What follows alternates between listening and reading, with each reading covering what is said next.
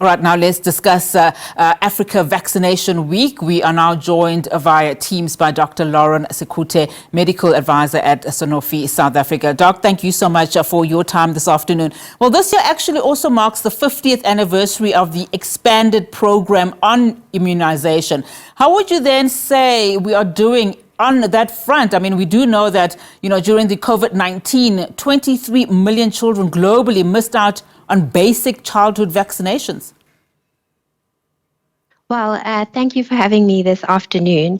Indeed, we are not doing so well. Vaccination hesitancy has been quite a big problem. But in terms of the expanded EPI program itself, we're doing quite well. If you think of the heights or the challenges that we faced with it, we've been doing quite well. The EPI has provided the strong achievements, including the eradication of smallpox in 1978, and currently we're on the drive to eradicate polio. So throughout these campaigns, through strong collaborations, we've been able to decrease morbidity and mortality or disability and death, particularly for children. And this has seen quite a lot of action that we've done in terms of reductions in TB, polio, hepatitis, influenza, and measles. So I think we're doing well on that front. But vaccine hesitancy still remains a pillar that we need to basically dismantle, yeah. And I want us to explore a little bit more on the successes, as you say. I mean, South Africa has made significant progress, especially in expanding access to a range of life-saving vaccinations. Where do you think, though, the successes are versus some of the gaps that we are still picking up? So the successes come through the strong collaborations that we have throughout industry, ensuring that vaccination remains top of mind. And if you look at our EPI in itself, it's actually one of the best EPIs in the world, globally, if you look at that. So what we need to do now is to ensure that we continue to encourage the public to vaccinate. As Sanofi, we believe that no one should die from a vaccine-preventable disease. And we're fortunate that vaccines are available to ensure that nobody does die. So in terms of what we need to do, we just need to continue to collaborate and for people to understand that vaccination is not only about themselves. Yes, it can protect them, but it's also about protecting the communities that we live in. So I think that's what we need to do. Let's talk now about, the lessons learned during COVID-19. I mean, for one, we know that it highlighted inequitable vaccine distribution and also that urgent need, for vaccine manufacturing capacity on the African continent as a whole. I mean, how close are we then, from the AU targets for the continent to produce, I think, at least 60% of the vaccines needed? We're almost there. Fortunately for South Africa, we have establishments such as BioVac, which is really pushing that frontier. And as Sanofi, we have partnered with BioVac. So we're doing what we need to do to ensure that everyone has the ability to access vaccines.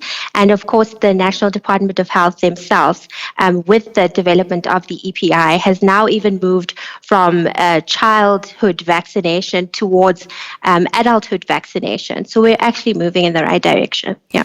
And so you think then we will meet the target of 2040? We will, slowly but surely, through the collaboration that I discussed, we definitely will try to get there. Let's talk about the role of technology in all of this. I mean, how do we deal with just the limited access, for instance, to technology, transfer, which for some, say that it will ensure that the African vaccine manufacturers are not only able to produce a fraction of what they theoretically could?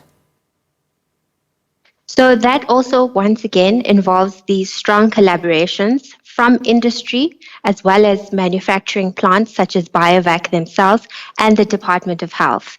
So tech transfers would obviously involve that pharmaceutical company in itself.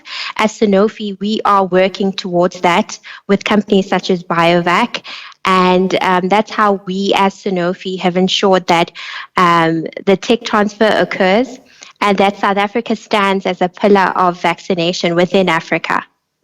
As we're heading to winter, I just want you, and as we close our conversation, just to, speak a little bit about the importance then of getting the influenza vaccine and the HPV vaccine to avoid, as we said earlier, at least child deaths from childhood diseases. So it's very important. Once again, we not only think about ourselves, we think about our communities, especially right now with influenza. As you've seen, I think the National Department of Health has released a statement regarding the increased rates of not only influenza, but as well as respiratory syncytial virus, RSV, as well as COVID currently. So it's very important for people to protect themselves, but also think about the communities that you're entering. Most of us are exposed to individuals who are at high risk. This includes people who have chronic conditions, including heart disease, TB, asthma, etc., as well as people who are pregnant and the elderly. So if we are infected with these infectious diseases, we then pass them on to these people who are vulnerable and they have severe complications. So it's very important for us to vaccinate ourselves, encourage others to vaccinate, and hopefully we can then protect people. Absolutely. Doctor, thank you so much for your time this afternoon. Really do appreciate it.